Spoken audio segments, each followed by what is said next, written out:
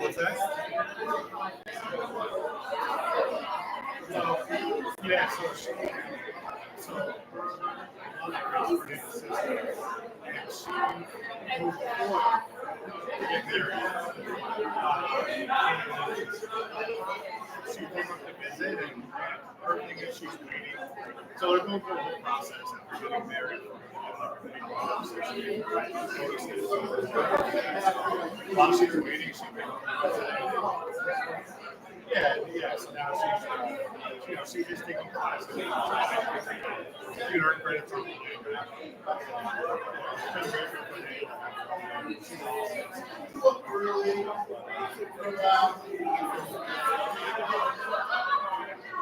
I don't know. I don't think so because everything is kosher in terms of the process. Yeah, there's always like sure back here. Maybe they'll start asking questions. I haven't seen any of it. She's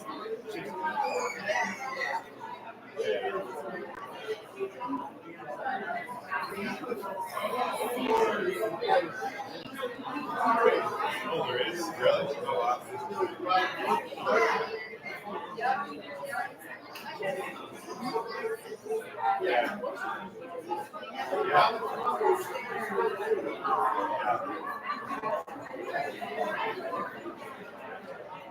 That's crazy. Yeah. Imagine just when you have that hard job like that, you're starting to house, you get more. I don't know.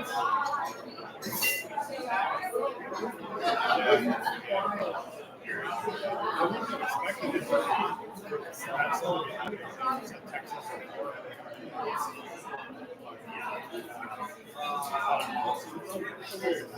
It's a very great time. A lot of reasons. That's why.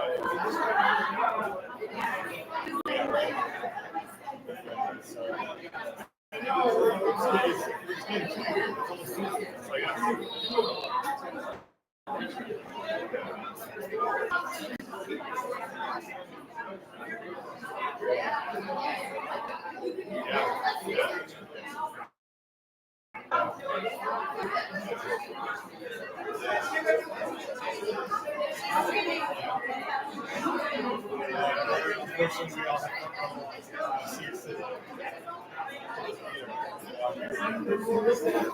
have that's kind of what we've done. We're building up a little oasis. To me, that's the dream.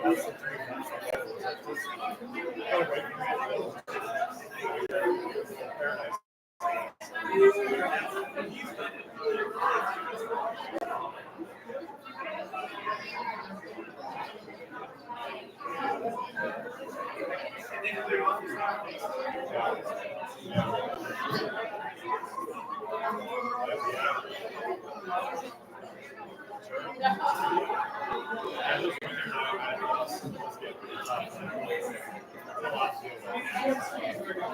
Are you? Is that what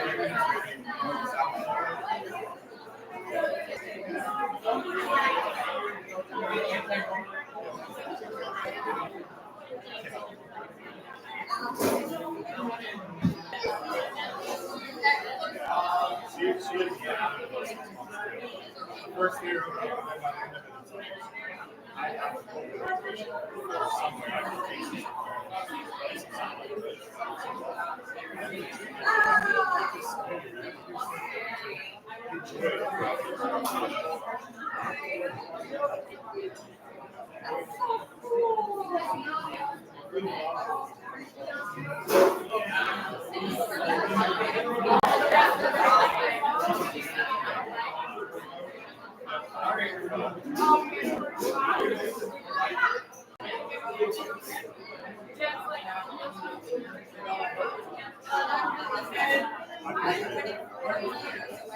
hopefully we'll all get together soon.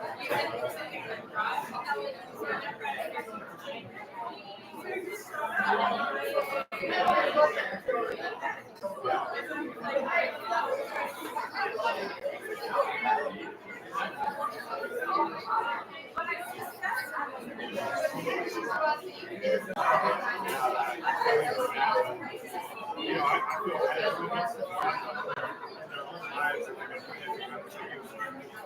well, no, if you guys ever did anything like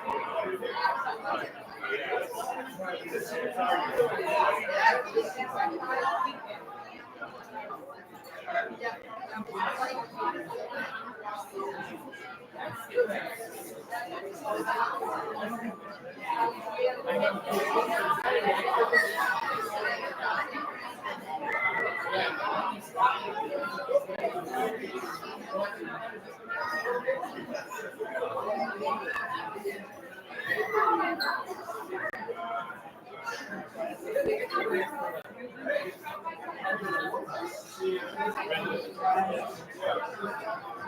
that make you feel better?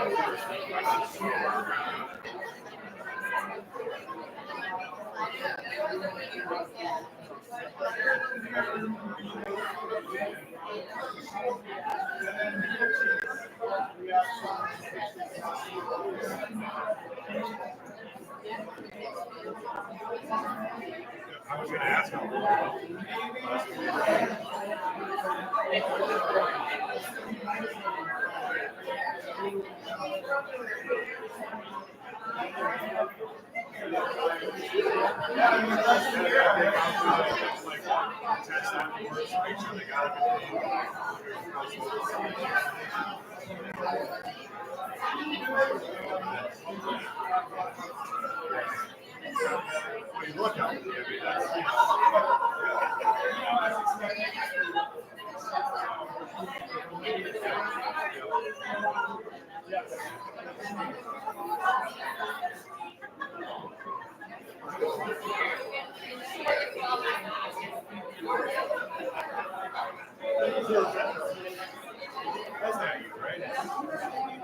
I just remember you a bit of a wild one yesterday.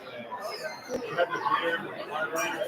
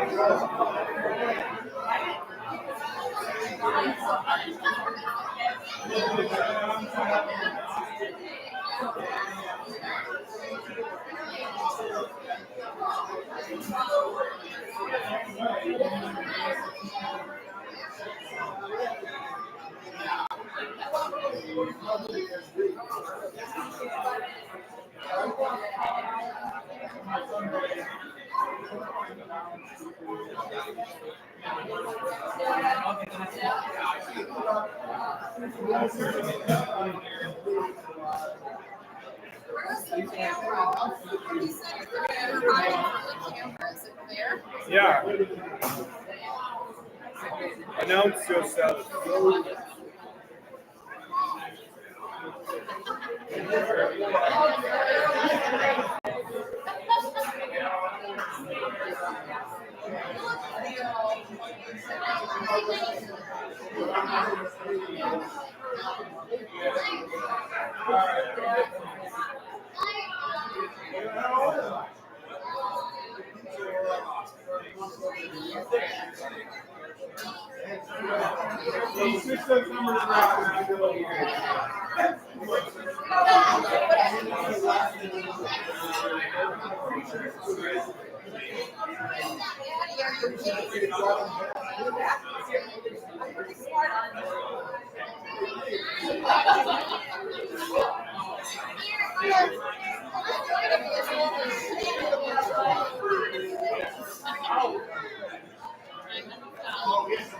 Oh, and you want to be on camera?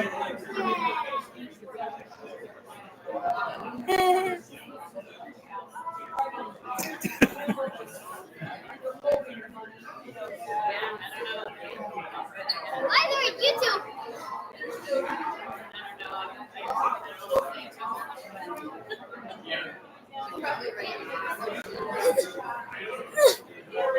I'm going to put my cup down. There you go, please. Oh,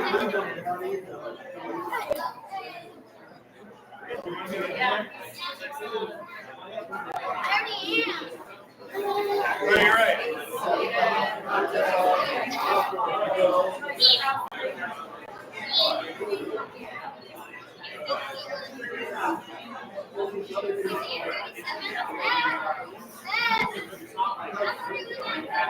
Yeah, I think I'm 37. I think so.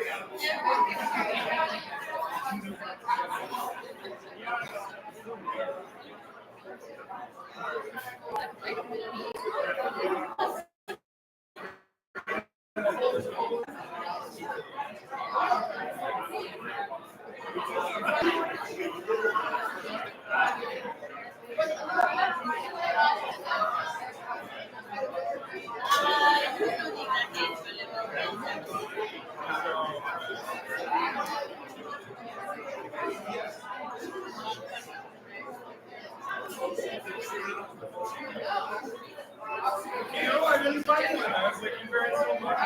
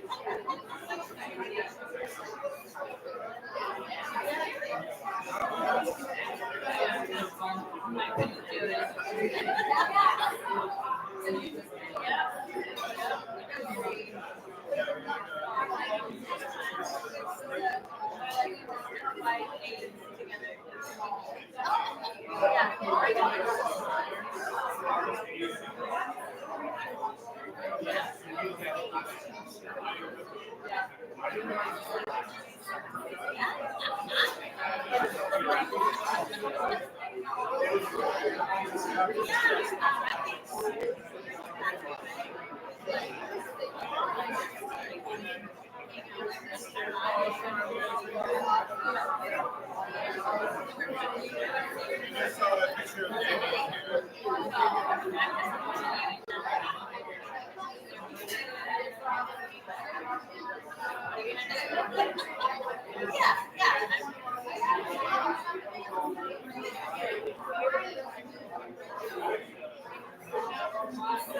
Yeah, we have a whole box back here. We didn't know what to put out, but I spent so long reading these.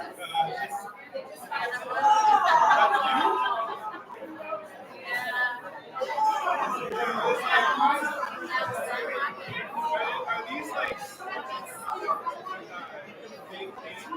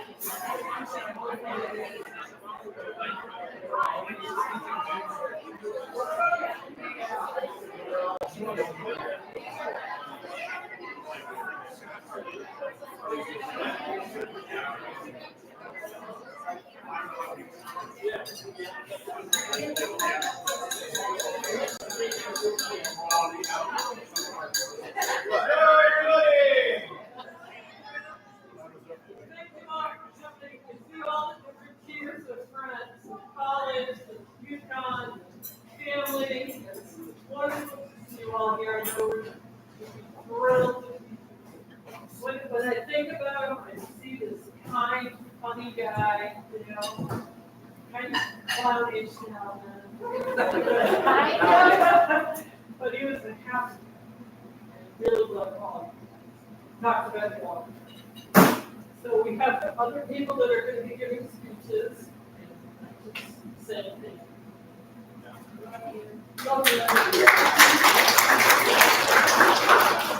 So I will second that. Thank you so much. I've had the pleasure of meeting almost all of you. We've got the University of New Haven lacrosse crowd. We've got family, the work crowd.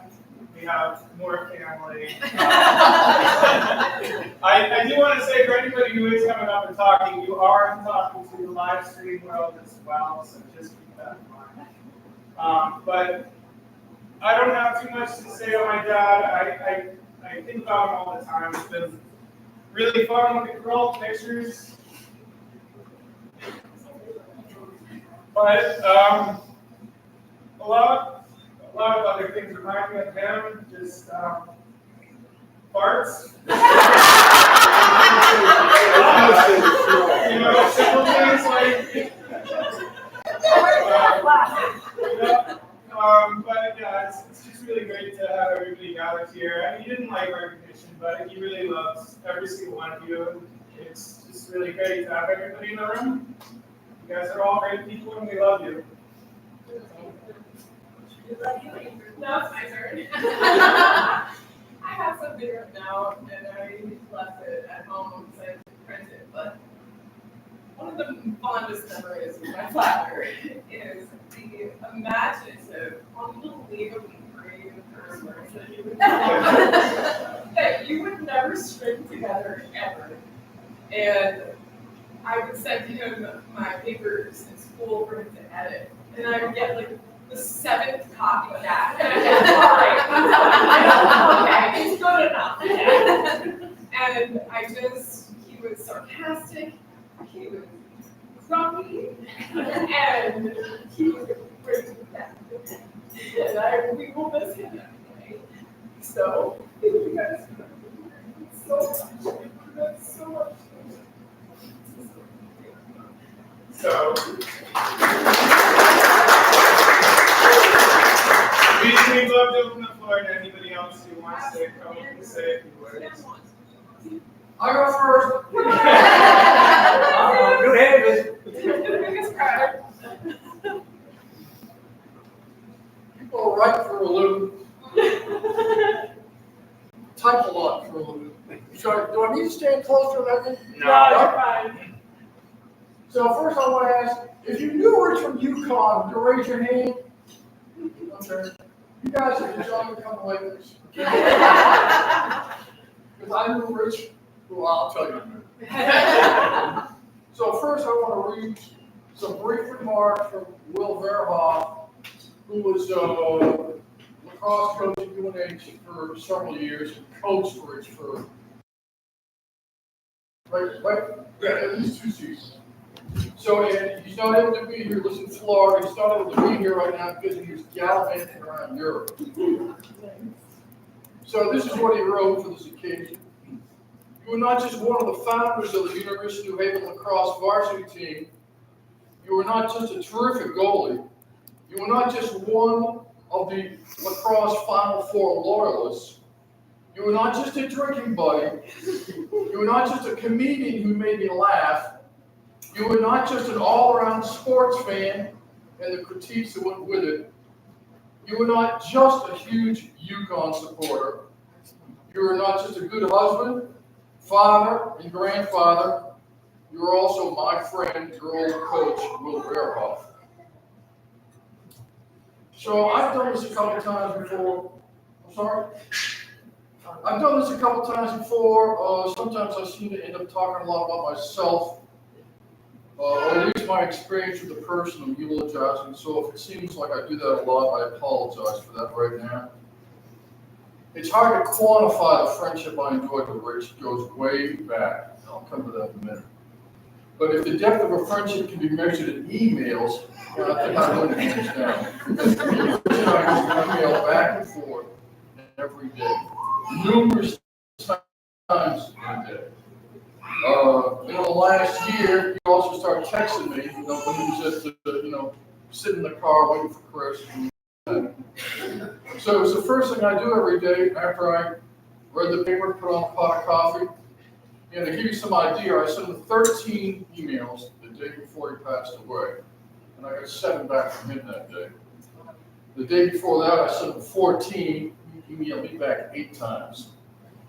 So I did some other checking. In January, I sent him 240 emails. That's an average of about 7.5 a day. So we actually exchanged a couple of emails the day he passed away. And I thought I'd read that one, because it illustrates something else I won't say about him. He said, "Good that you don't have to go out. We're anticipating another storm Thursday. EMTs just left. Tried to get out of bed to go to the bathroom and slid off the bed to the floor. A couple of short guys got me up." Yeah, that brings up another point I want to say about Rich right away. I was going to say he never complained. I'm going to qualify that but as far as his struggles with MD and his kidneys and all the complications that those brought along, he was never bitter about that. At least he wasn't to me. He wasn't angry about it. He didn't complain about it. And I thought he handled it with a lot of strength and grace. And it would be very easy for someone facing those kind of challenges to become bitter, and for that bitterness to be reflected in their relationships with other people. But I thought he handled it with great equanimity. The only thing I ever heard him complain about was times when we went to dialysis and he found to find the vein and stuck it one time. Now, no one can deny he had a great sense of humor. You don't have to be an idiot to think I didn't have a good sense of humor. He was a lover of music. And sometimes you just join in on a song on the radio, just singing snatches or bits and pieces of things. I suppose the magnitude or depth of our friendship could be measured in the fact that I could really tell Rich anything that I needed to. And I did. There's no one else in my life that I could open up to so completely. And he'll be so transparent with without hesitation, without reservation. Sometimes I look back and wonder what he saw in me. But anyway, so we became friends. We were still teenagers at the University of Haven, still New Haven College at the time. That was the fall of 1970. I just turned 18 that November, and Rich turned 20 that same month. So I don't have a real firm recollection of him when we first met, but I do remember him sort of being in the background. I've been, I call it, quote, running on the cross-country team because I was the slowest guy.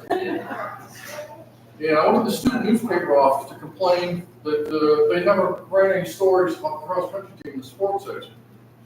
So I was talking to Bob Zide, the sports editor at the time, and Rich was standing right there in the background. I remember seeing him there. And so I said to Bob, how come you guys never write about the cross-country team? And he said, why don't you do it? So that was kind of fateful because that sort of set me on the road to working on the student newspaper and my friendship with Rich and Tony over here, another guy on the newspaper, and eventually the lacrosse team.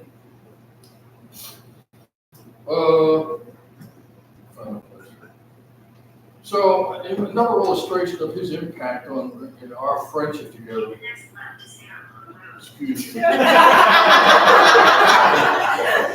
Yeah, I'm a real high-tech guy. So my first semester in college, I worked in a room in a little old lady's house with a couple of guys. And I made the dean's list that year. I think I had a 3.0 or 3.2. And the next semester, Rich and I moved in the dorm together and shared a room together. And I went from 3.0 down to 1.8 and academic probation. So if you didn't know it, Rich was a very key member of the newspaper staff. Came out every week. At least for part of that time, he was actually designing the newspaper. So we had like a drafting table in the newsroom office and overlooked the hallway with glass panel into the student center. So he'd be working on that drafting table, designing the newspaper, and you could see everybody walking by. And speaking of sarcasm, he'd always make some sarcastic remarks about somebody going by. He was most known by anyone who read the paper, especially guys in the fraternities, because he wrote a weekly column about intramural sports competition. And he used it to gently poke fun at all these guys in the fraternities. And they loved to read their name in the paper. The name of his column was Icky Dicky's Intramurals. So his nickname was Icky Dicky, or ID for short. And people, even to this day, refer to him as ID. So I'm guessing he gave himself that name because he gave everybody else in the newspaper staff a name. And guys on the lacrosse team. Bob Zide, whom I mentioned earlier, he became the Mighty Zinger, or Zinger, or just Zing. Another guy, Kevin Meehan, he used to wear sunglasses all the time playing ping pong in the student center. He ended up on the newspaper staff, and Rich christened him Eyes because of the sunglasses. Tony, another guy over here, became Tony Croc, just became Croc for short. Okay. Another guy over here on the lacrosse team, Jim McKinnon, just became Madman. So you. Yeah, me. My nickname was Freak. So it was all part of the culture of being on the newspaper, and our intramural team was the News Nerds. I guess Rich came up with that name. And he actually had a title for himself. He was the Imperial Wizard of Nerds. So after that spring semester, we were kind of joined to the hip.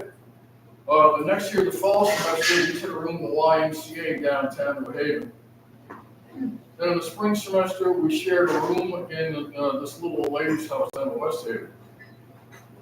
So in the spring semester of 72, Rich and another guy from Baltimore managed to recruit enough guys to start a lacrosse team.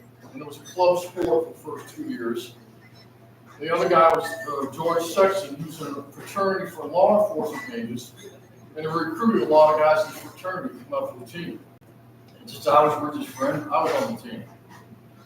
So Rich was our goalie that first year, and he didn't particularly look like an athlete. He had a little bit of a gun on him back then.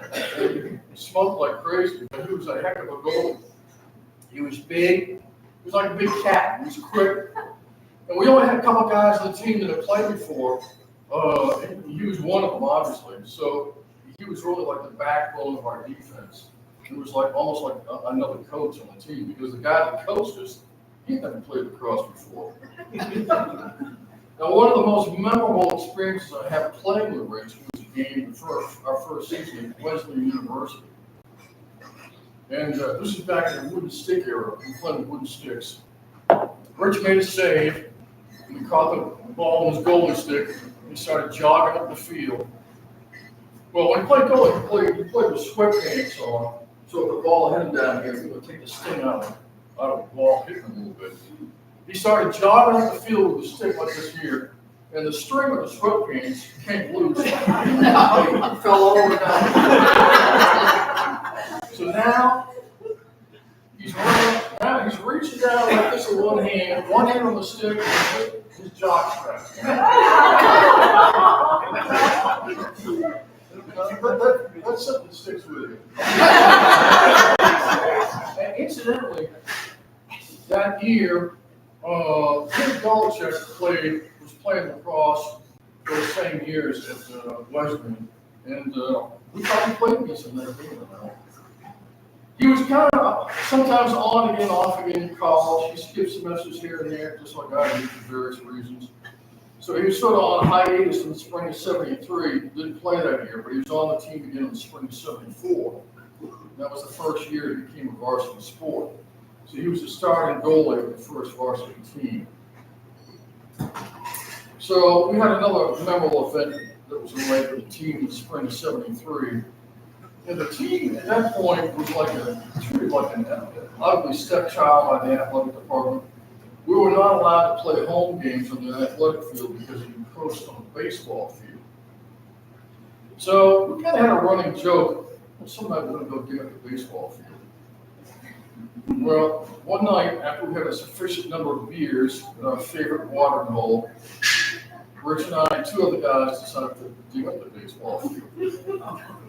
And Jim, this guy up here, drove us up here, chickened out of the glass. So we had a screwdriver, a broken piece of the shovel. And this is like, I don't know, midnight, 1, 2 o'clock in the morning. We're digging holes in the first base line, digging holes on the pitcher's mound, and we actually dug up home plate. And our crowning achievement that night, which I believe was Rich's idea, was we took home plate and just set it like the front door of the athletic center. By the way, a guy who was on the soccer team overheard us at that bar and ratted us out the next day to Kansas security. So we ended up turning ourselves in for the good of the team. We had to go to student court, we're on trial and all that stuff. We were suspended from the team for the following year. We later appealed and we were reinstated on the team the next year. One night after game, we were at our coach's bar in downtown New Haven. Yeah, that's right. Our coach, Will Verhoff, owned the bar in downtown New Haven. You think we went there once in a while? Yeah. So a teammate and I were sitting in his car outside the bar listening to a tape recording that one of the student newspaper sports reporters had done. He did like a play-by-play of the game. And Rich came out of the bar. He wanted to get in the car with us. But the guy who owned it didn't want to let him in because Rich was a little bit tipsy. So Rich rears back and kicks out the little vent window on my side of the car. He stands there, looks at me and says, "Now look what you did." He sat down on the sidewalk right away because he had a big cut in his heel. We had to take him up the street to St. Raphael's Hospital. He was stitched up. So one of those semesters that Rich was off, he could have actually been in college because he got a big student loan from a bank in Maryland. He showed me the check. It was over $1,000. Some bank in Maryland But instead of using it to pay his tuition, he went out and bought a stereo system. Speakers about this talk, you know. A little bit irresponsible. He was kind of a rebel. Another time when we lived in West Haven, I was on campus and borrowed a friend to go get Rich and bring him to campus. And after I picked him up, he decided he wanted to visit a friend of ours who dropped out of school and lived way up in Torrent. So we just appropriated my friend's car for the day and drove up to Torrent. And before we got to the guy's house, we stopped at a bakery. I think it was this guy's birthday. And Rich bought some kind of cake or pie with whipped cream. And we finally met with our friend. He was hiding behind like this, smashing the kid's face. Something else I want to point out, I'm getting close to my end here. I want to point out Rich was getting hired to work on the New Haven Journal Courier when he was still in school or in between school. He'd be kind of hit and miss in college, but he obviously demonstrated a good talent for journalism. So, and when he started there, for your information too, he wrote obituaries, but he was also the police reporter.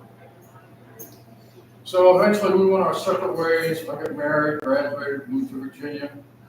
Fast forward to 2001, I organized a reunion of guys from Unix lacrosse teammates, and it was at the NCAA championship game at Rutgers University that year, Memorial Day weekend.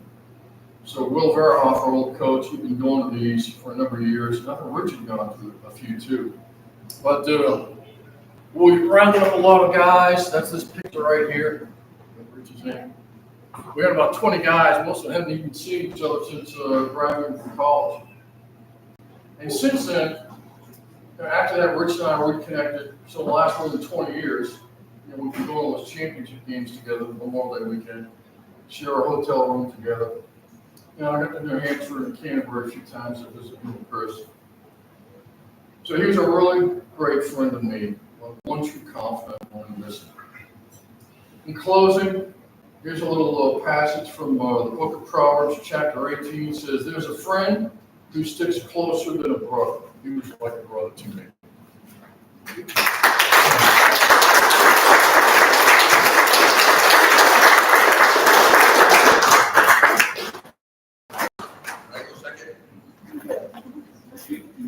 I gotta go up there quick before I get too nervous. I figured I'd jump right in. I am not going to be as long as you. That's why we said at the top going and then come along. But he has papers, so I did better. I put it all on my phone. For me, it's speaking. I have my notes and all that. But I'm Jim McKinnon anyway. I went to the University of New Haven, played lacrosse, and that's where I don't know how I got mixed up with all these crazy nuts, but it ended up, a great time. The greatest time of my life, before I got married and had children. It was the greatest time of my life. Was going to New Haven and playing lacrosse with these guys. I mean, just great guys and friends all the way. And Rich, of course, he was my friend for life. I mean, for life. It was a tough situation when I got the call about Rich. And my condolences to Chris and the family from me. Where's Chris? Oh, there you go. Okay, so for me, my wife Joanne, who couldn't make it today, the shower. My whole entire McKinnon family, Rich and Chris, we would go up visit them. They'd come down. They attended family events like weddings, anniversaries. They thought they were part of our family. They'd come in, oh, there's Rich and Chris. That's Icky Dicky, right? Even little grandkids, where's Icky Dicky? He's right over there. So we really just did have some great times there. I met Rich. We had this intramural basketball stuff going on. So when we first started here, I was on a team, and the newsroom with Timmy and who else, but Rich was on that team. Okay, so we would play each other. I didn't know who he was, so we'd play against him. So the first time, we're playing, he goes up for a shot, I foul him. I definitely foul him. So Rich is there like, foul me. I said, you're still walking, aren't you? Right? So, needless to say, the game goes on a little bit, I get the ball, go down there, Rich hammers me. When I'm down. So I look at him, he said, you're still walking, aren't you?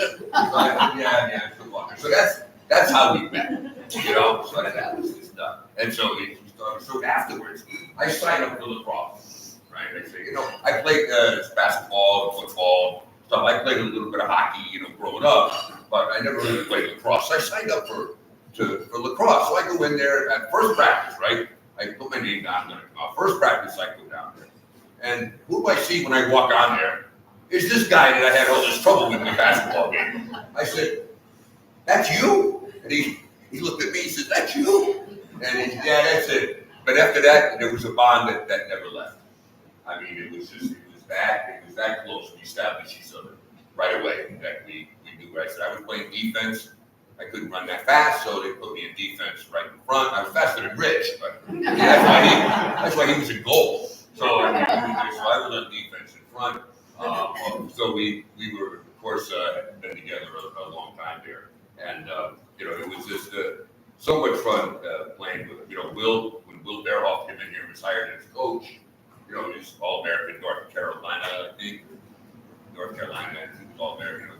He knows a lot about the game. He comes in, right? And he tells me, like, at one of our reunions, he says, I went to lacrosse for a long time in my life, Will Stone. He says, I have never been associated with a bunch of guys like you guys.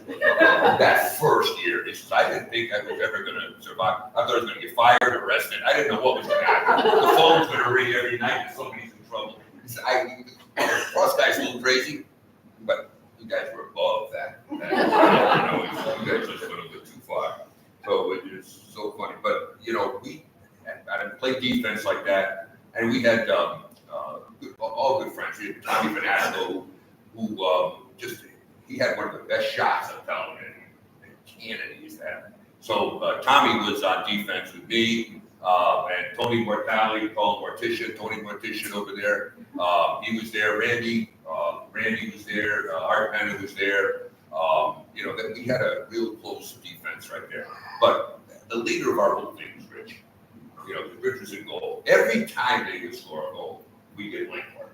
You know, we're defender. You didn't get it. He got the shot off. You shouldn't have let him catch the ball. So we get it back to him. You know, why didn't you, can you make a stop? You know, we call him Swiss cheese because the ball's going through him all the time. You know, that type of thing. But it was all in fun. I have really seriously, I didn't have a lot of experience playing lacrosse, but then I did it. I never saw a goalie make so many saves like he did.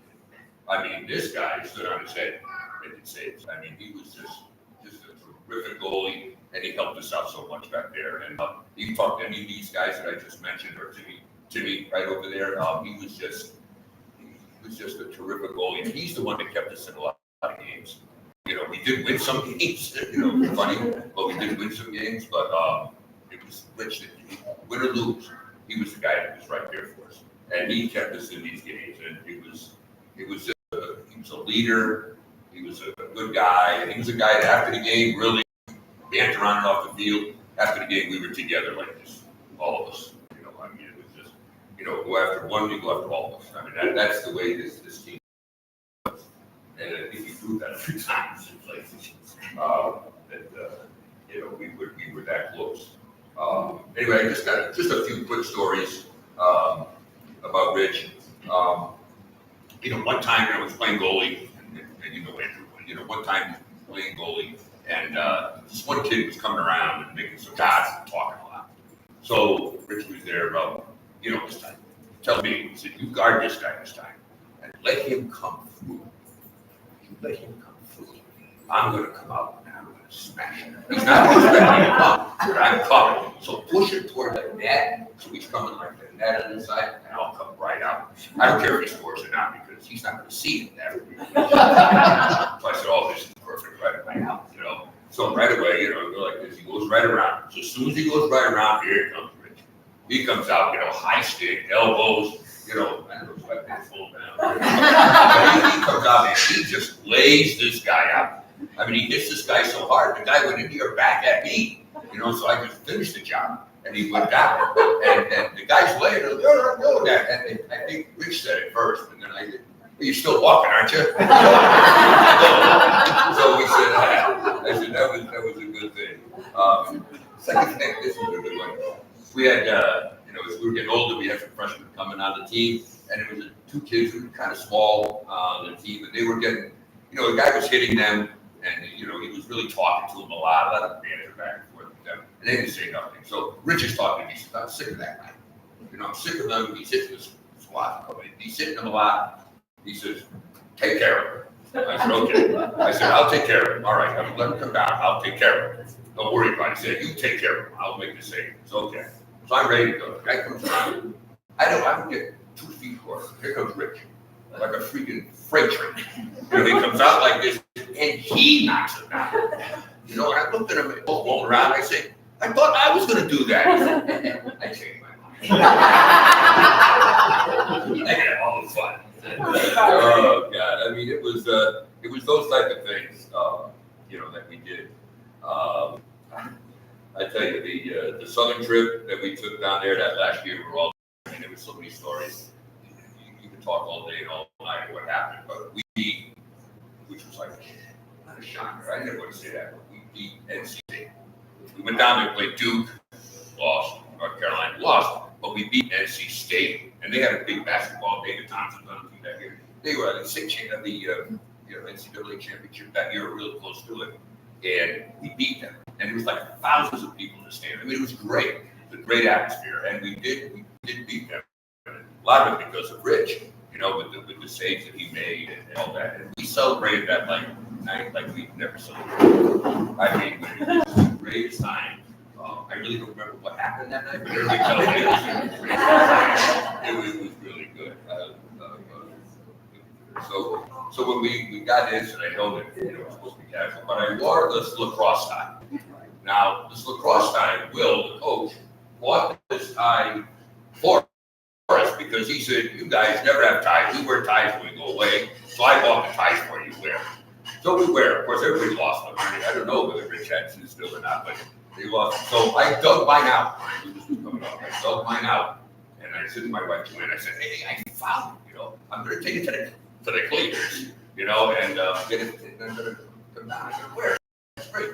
So I take it to the cleaners. She says, "Oh, I'll be ready." Now it's Monday. "We'll be ready Thursday." I said, "Oh, perfect. Thinking so. Today's Sunday. I'll be fine. I'll get it." Okay. Well, I go down to Thursday. I said, "Hey, where's my tie?" It's taking us a little longer to clean this tie, because it must have had 9, stains on it, beer stains, some whiskey, there's stuff all over it. So I said, "A little bit longer." Friday went out. A little bit. I said, "Well, it can't be a little bit longer." I said, "I got to go." So they finally got it out. But I wore this today, and I hope if this thing's live streamed, you said, and maybe Will's watching it or something. I still have this, Will. I don't know where the camera is. I still, right there? Oh, all right. I still have this, Will. It's still here. It's still here. This is the actual original tie. I wear it today in honor of Rich. And, like I say, we last years, we visited them in Connecticut and up in New Hampshire. I've been to games, the Union games. They come down to ours, like I said, they would come to our family events, weddings, and things like that, and our anniversary party, and it was just a great time. And I'm so glad, that I went to the chance to meet Rich. He's rest in peace. He was my friend. Thank you.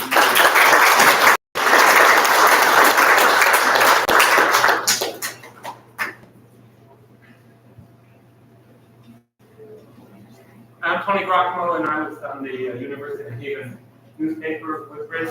I did not play lacrosse. I've never played lacrosse. I don't plan on playing lacrosse. But I think Rich liked me anyway. When he said he was going to be shorter than Tim, I thought, or it was going to be as long as Tim, I thought he meant shorter. Let's see what I can do. It's a testament to Rich that college from 55, nearly 60 years ago, I want to tell you about somebody you all know and love anyway. He was just that kind of guy. I was a little older than the rest of the guys in college. I was in the Army, got out from college, and I was married, so I had a girl, unlike all of them. And Christine, my wife, was over here. We would have the guys over for dinner sometimes, and we had a board hockey game, and the UNH newsroom also had a board hockey game, and we would play these furious games of board hockey. I mean, the board would be up in the air and flying around. Christine, my wife, beats Rich in the board hockey game, but she had a strategy. She was going to wait a few beers after dinner. She wasn't drinking beer. And she put the ticket chip bowl right next to Rich. So his hands were a little lubricated, and he couldn't quite handle the hockey stick. But Rich, I got to go to some of the lacrosse reunions. They wait for the national championships that would be around the country. We go in Maryland and stuff. So we went a few times, and one time, I hadn't seen Rich for like 5 years. I hadn't seen him for 5 years. I'm in the hotel lobby, there's Rich, there's Tim. There's some problem with their room. And Rich is in the back room, couldn't pay reservation, came into the room, we're having an argument. And I happen to have a case of beer with me. I hadn't seen him for 5 years. He said, "Are those cold?" Comes over, doesn't wait for an answer, comes over, grabs one, Rich sits down on the couch. How many guys go? And the amazing thing about Rich is he had this veneer that he didn't care about anything, and he, whatever you thought of him, he was going to be Rich. But I have never met anyone kinder than Rich was. He was sarcastic. And if you were a jerk, you might have got a little sharp edge. But he was just sarcastic, but it was never mean. And he really cared about people, but if you were hurting, he knew it and he tried to do something. And I think we're all better people for having known him.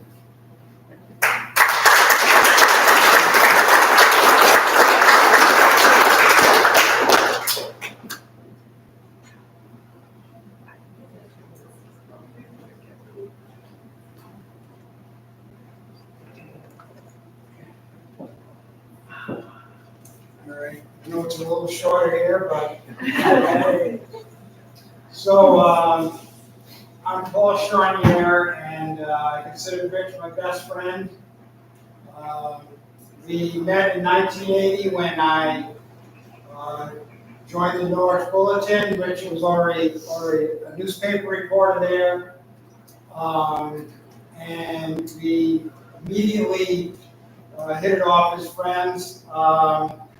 I just love Rich. His great sense of humor.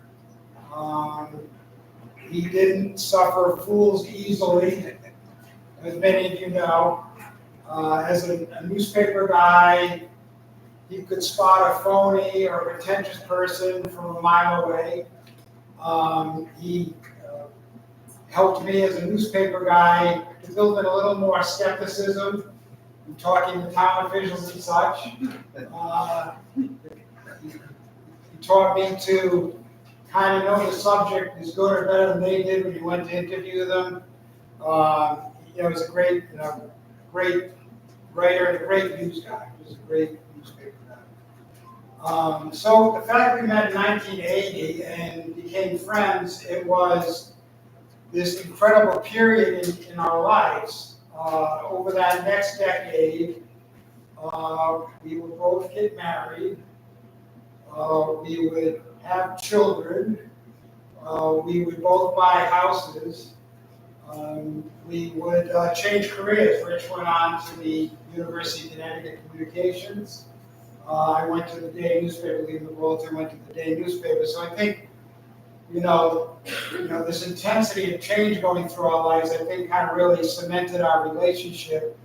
And it was great to have, someone like Rich to just kind of sound things off. And, it's not that we had these profound conversations. Rich sort of had this attitude, like, kind of expect the worst. And then when it's not the worst, then it's reason to celebrate, So, it's kind of some of this, strange philosophy that worked for him, and it kind of worked in our relationship. Some of the greatest times we had is every year we would go up to the sister Eleanor and her husband Pete's cave house. And we had this arrangement with them that we'd go up like in April or something, and we'd get it opened up for the year. We'd help clean it out for them and get it ready. And that in itself was kind of a fun thing to do for the two families. And we made it fun. We went up there in the chill of April, and then the payoff was they give us a week in July to spend. The house was ours, the summer house was ours at the Cape. And I think, during those Cape weeks, my kids still remember it. They're all here today. I think they considered Chris and Rich like aunt and uncle to them. And Kathy, my wife Kathy and I, we feel the same way about Adele and Andrew. We became close like family. It just fits so well. I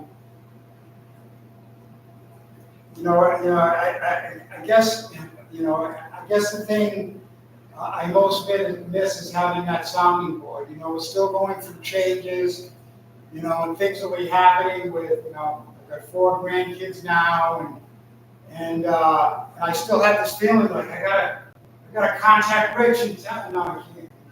And it's hard. It's really hard. Those feelings still come.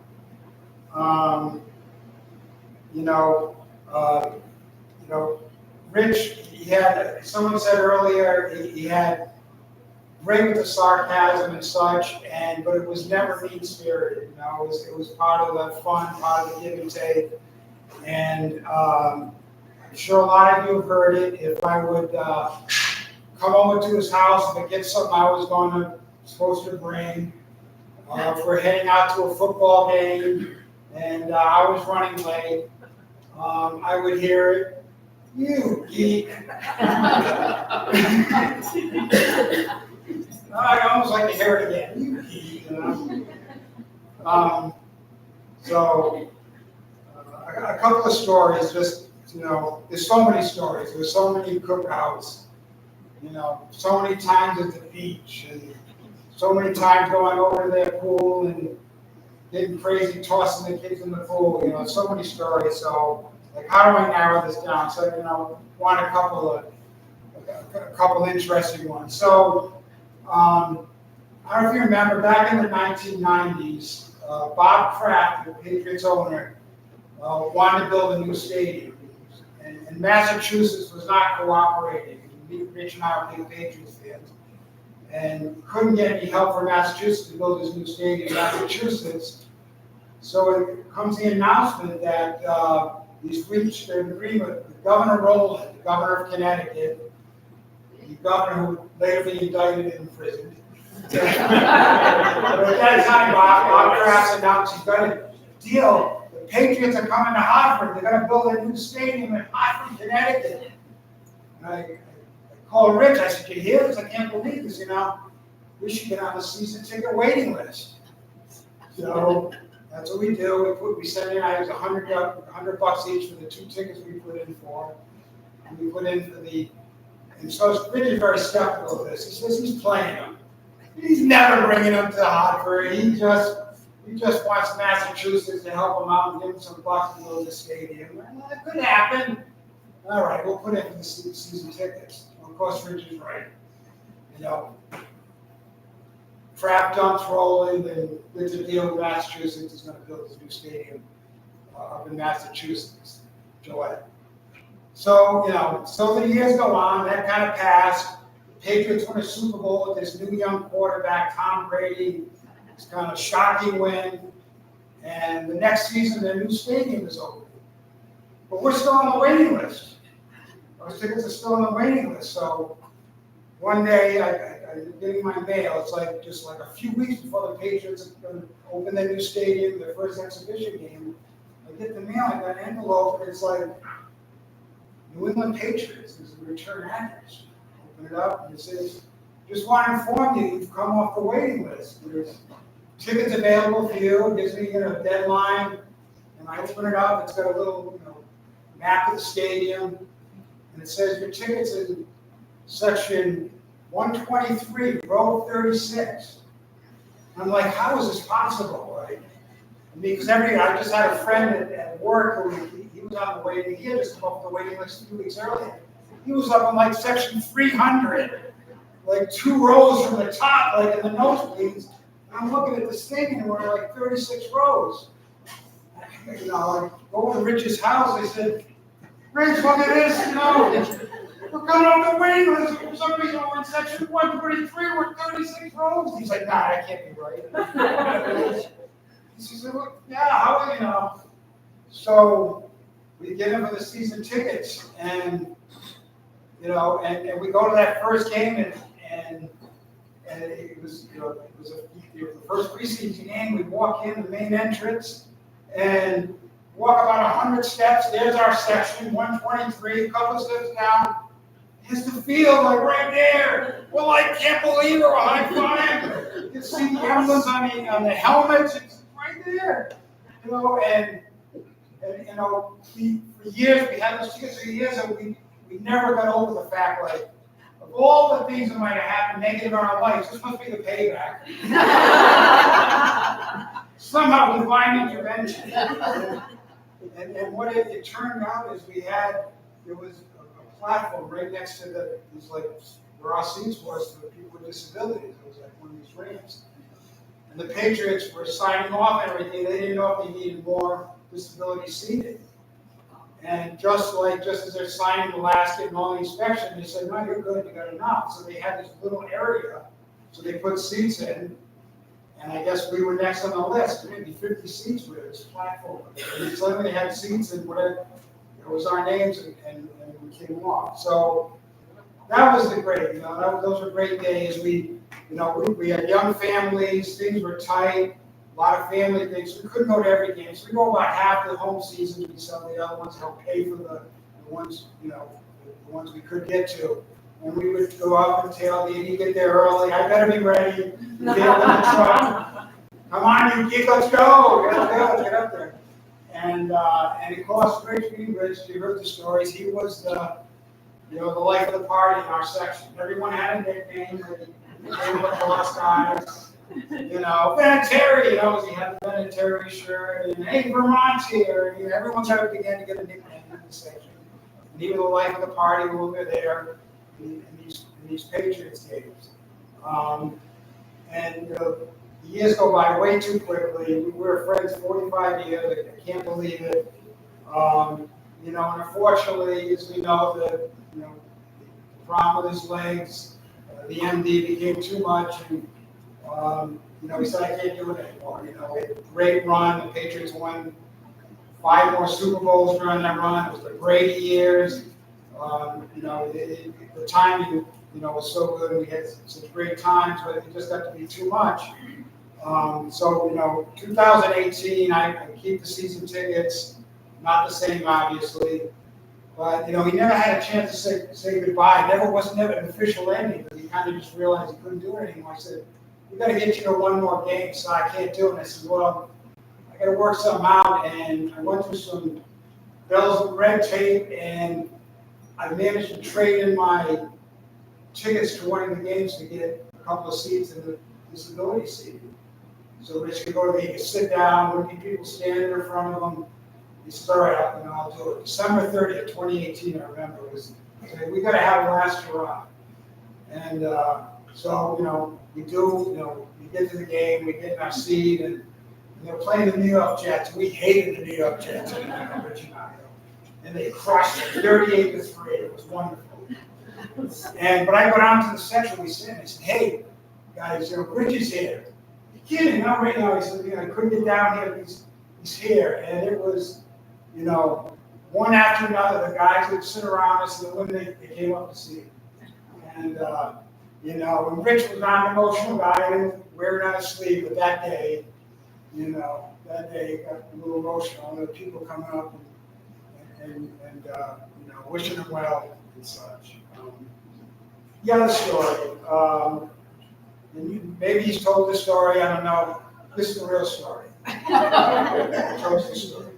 But another tradition I have at Christmas time is when the kids were younger, we'd have one blowout shopping day. Me and Rich would go shopping. We'd pack the cooler with, snacks and beers and a few, Yukon dips. And we'd set out for a day-long shopping Christmas extravaganza.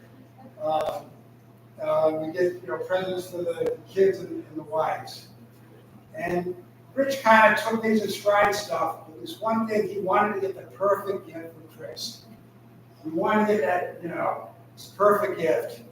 And he would agonize over this, and he'd see something, and maybe I should get it. He'd convince himself that maybe it wasn't right. Meanwhile, my wife Kathy would just give me like a shopping list. And I'd be like, oh yeah, a couple of CDs, and slippers, and then all this calendar she likes. I told her, this would infuriate Rich. He was agonizing over what to get, and I'm just kind of going through it. So we end up at Benny's, Benny's in Norwich, it's long gone. We can pick up mostly some toys for the kids. And I come back, we're going around finding stuff. I come back to Carrie, I got a toaster in my hand. And he says, you're giving Kathy a toaster? And I was not giving my wife a toaster. Our toaster busted at home, so I saw one on sale, I grabbed it. But this was too good of an opportunity to pass on. So I said, yeah, it's not on our list, but I think she'll really like it. He says, if I gave Chris a toaster, she'd throw it out. You're not giving your wife a toaster. I said, I don't know, it's got a bagel set in there. And so we're in the middle of Benny's, we get to try to take it off, and he's at that point, I couldn't keep it up anymore. I started cracking up.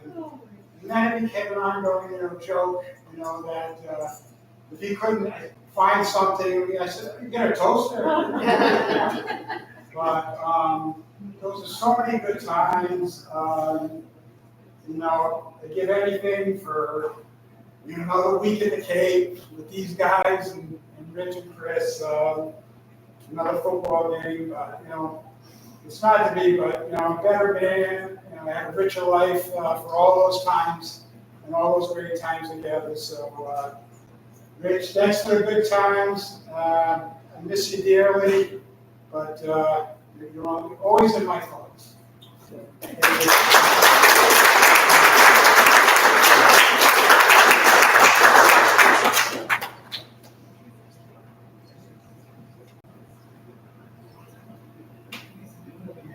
Anybody else? Well, thank you. Feel free. We have a place until 4. Bar's still open. Still some food to snack on. But thank you so much to everybody for coming.